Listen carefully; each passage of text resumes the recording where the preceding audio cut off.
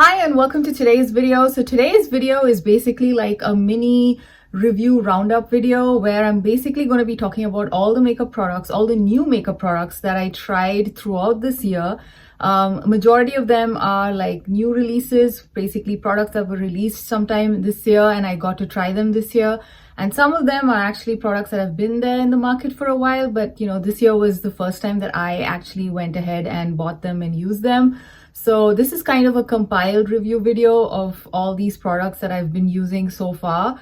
I actually wanted to do this in the summer, kind of like a 6-month thing, and then, do another one in another 6 months, but I didn't really get around to doing it. But I thought I would just anyway do this video. I might split this video into 2 different parts. I might do like a part 1 and a part 2 because I do have quite a few products, and generally once I start talking, I can sometimes, talk a little too much. So I will try to see if I can fit everything in one video. Otherwise, I will split it into 2 videos. I will also put timestamps for different products so that you can skip and, choose to see my thoughts on very specific products. So let's get started. So the first product that I used that was new this year was from Makeup Revolution. This is the Makeup Revolution Jelly Blush Lip and Cheek Stain. So I think I bought this sometime towards the early half of 2025. And this particular jelly blush is kind of like Makeup Revolution's, kind of like a dupe for the Milk Makeup blushes, which came out, I think, the previous year. And this one, the Jelly Blush, I think it comes in like 3 different shades, and I picked up the shade Strawberry. So it comes with a protective cap because this is kind of like a very wet formula that can dry out quickly. And this is what it looks like. So yeah, it basically looks like a jelly. This product, I actually enjoyed using it. I haven't tried the actual Milk Makeup product, so I cannot say if this is a, formula as well as color dupe or not. But I mean, I'm personally happy with this product. It was priced at like $8, which I think is a very nice price to try some fun products like this. This one is very cooling on the skin, and I think even the Milk Makeup one is supposed to be kind of cooling. So the moment you put it on your cheeks, you feel like you get like a cooling sensation. It is also very pigmented, so you have to like blend it quickly. If you kind of wait, like if you put like 1 dot here and then another dot here and you try to go blend it, it might sometimes set. So it's best to just immediately buff it into your skin, and I like to use it best with a stippling brush. I do find this to be quite pigmented, and it is pretty long lasting simply because it's a stain. So overall, I really enjoyed this product, and I didn't find it too difficult to work with as long as, I followed the steps that I just mentioned, where, you just immediately work it into your skin, because it does take a little bit of time for it to actually set and become like a stain. So yeah, the sooner you blend it, the more control you have about, how it sits on your skin. So this is a product that I really enjoyed. And like I mentioned, I have this in the shade Strawberry. And I believe there's like shades which are darker than this, and there's one shade which is lighter than this as well. So I really like this one. So this was one of the new things that I tried.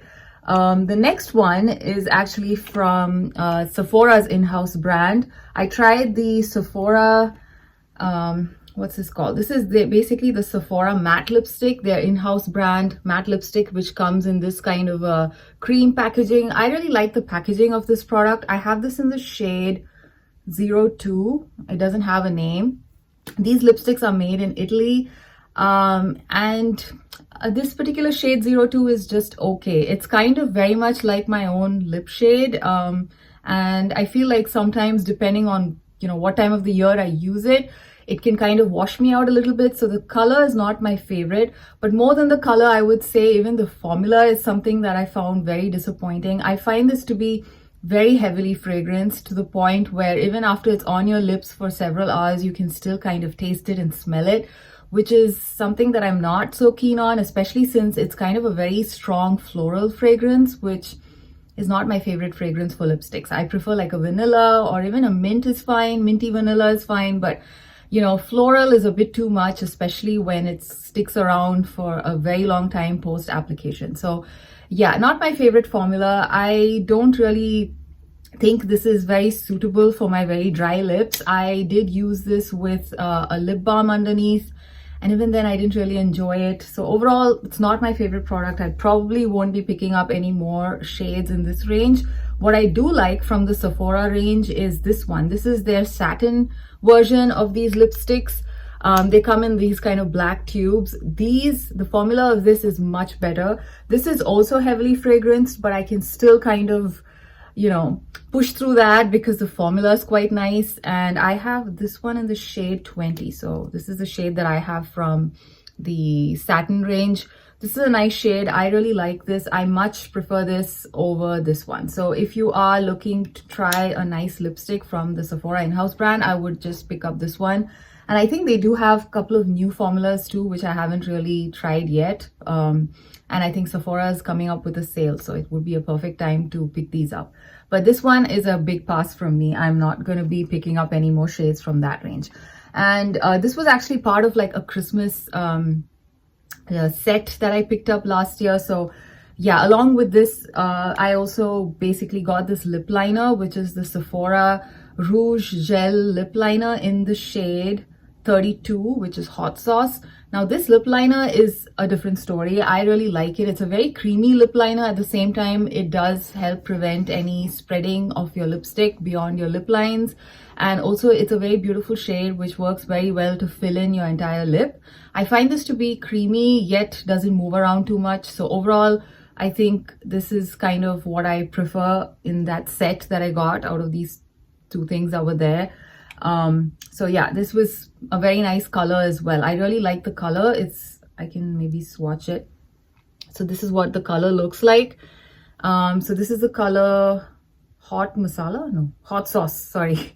So this is the shade Hot Sauce, which looks really nice. I really like this one. Like I said, the formula is really creamy. It also comes with a built-in sharpener. So if you really want it nice and pointed, you could sharpen it with this one. So I like the packaging. I like everything about this lip liner.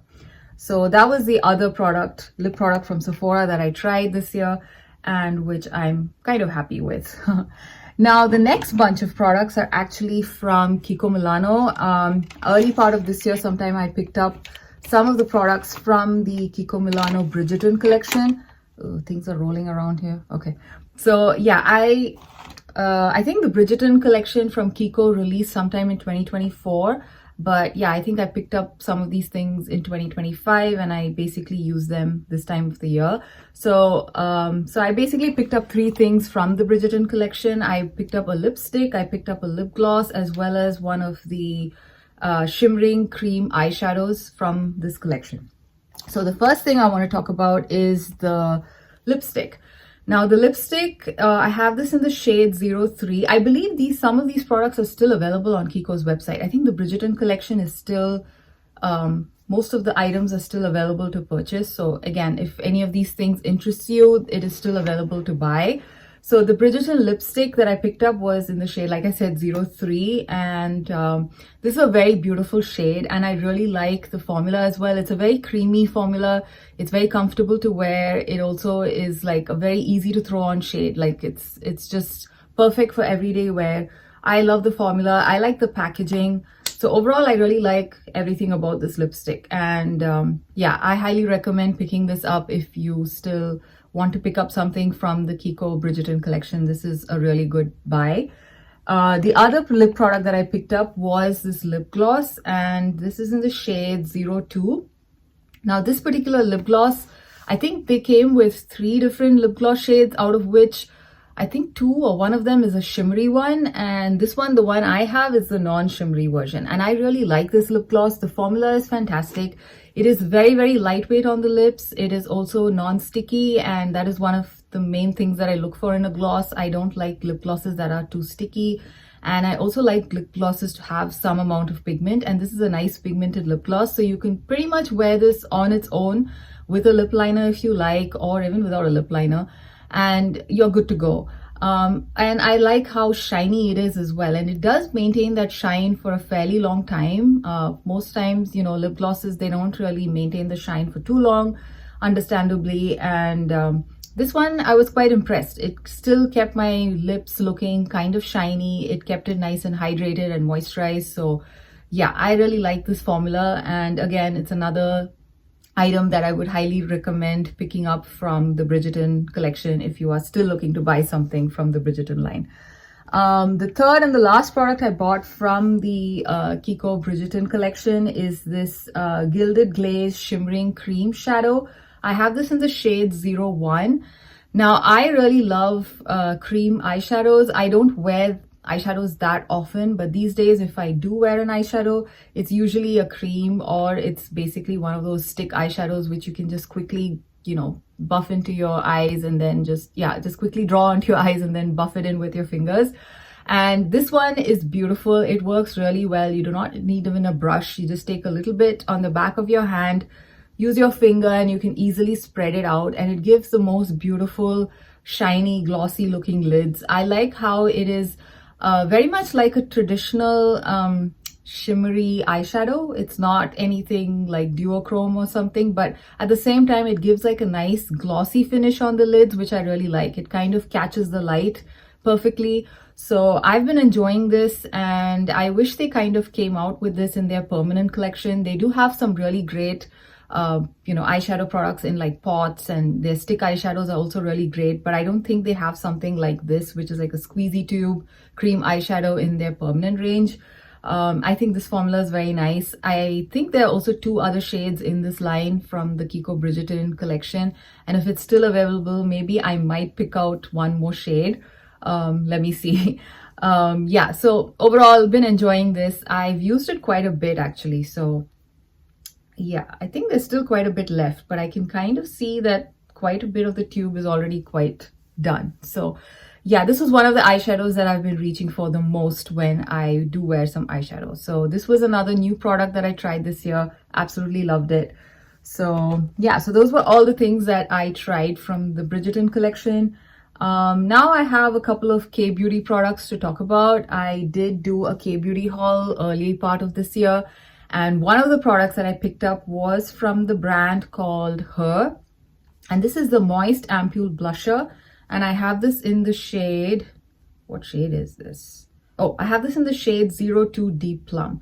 Now, this particular liquid blush here is actually the smaller size that they have, or more like a travel size. The actual full size of this product is much bigger, and it comes with a pump style applicator. The smaller size, which is the one I have, comes with something like a paddle type of applicator, and I really love this formula. It's a very, very lightweight liquid blush. It's very liquidy, and you just need the teeny tiniest bit to kind of get a nice effect on your cheeks. I like this because it kind of applies in very thin layers on the skin, so it depends on how you want to go. If you want like just the lightest amount of, a small wash of color on your cheeks, you could very easily achieve it with this.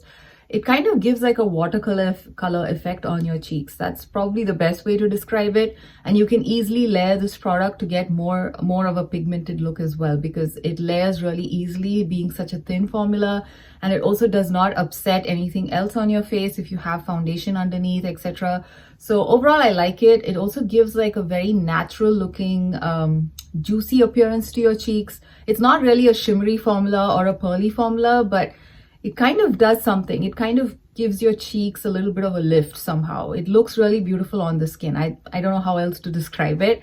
Yeah, I overall really enjoyed using it. This particular shade, Deep Plum, is quite pigmented. They do have a variety of shades. I think they have at least 5 different color variations in this range. I picked this up, I think I picked it up from Yes Style a long time back, and yeah, I really like it. And the mini bottle here, which is what I have, comes with like 10 ml of product, which is quite a lot of liquid blush in my opinion. I don't think anyone really needs to spend the money and get like the actual full size, because I think this itself would take quite a while to kind of go through. That's my personal take, especially for someone who has a lot of blush. I think this is like the perfect size. So if you're looking to pick this up, I think this mini size is kind of priced somewhere around the $5 mark. Sometimes you can even get it for $3 if it's like on some special discount.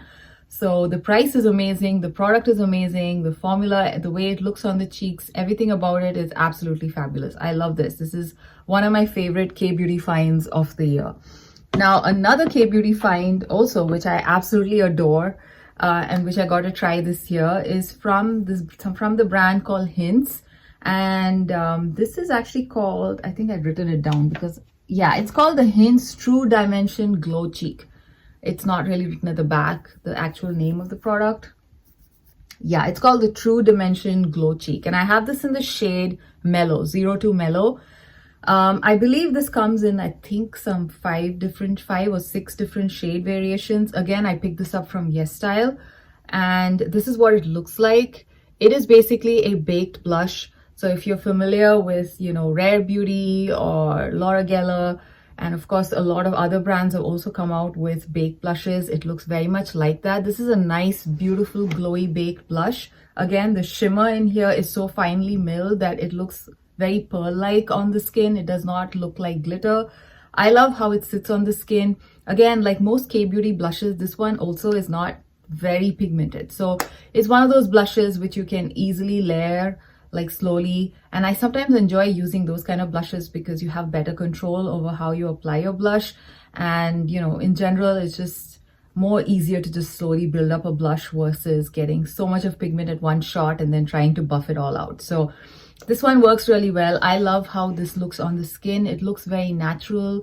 And of course, if you want to amp it up, you can layer it up. It layers really beautifully. It's a very thin, powdery formula, which does not look cakey once you start layering. So really like it, really enjoy it. And maybe I might pick out another shade. This particular shade, Mellow, the one that I have, I feel like it looks very similar to Luminoso from Milani on my cheeks. So if you cannot get your hands on this and you want something like this, I would suggest just picking up Milani Luminoso. I think Luminoso might be a little bit more glittery than this. This is a little bit more pearly in the finish. So yeah, there's that little difference, but on the cheeks, it kind of looks almost the same. But yeah, this is actually a beautiful formula. If you can buy this one, I would recommend buying this one. I think this is priced somewhere between 15, I think it's below $15. I don't think it's more than that. Yeah, I remember this not being a very, very inexpensive blush. I think it's somewhere around the $15 mark, if I remember right. And like I said, I picked it up from Yes Style. So this was another blush, which I think is another favorite K-beauty find of the year for me.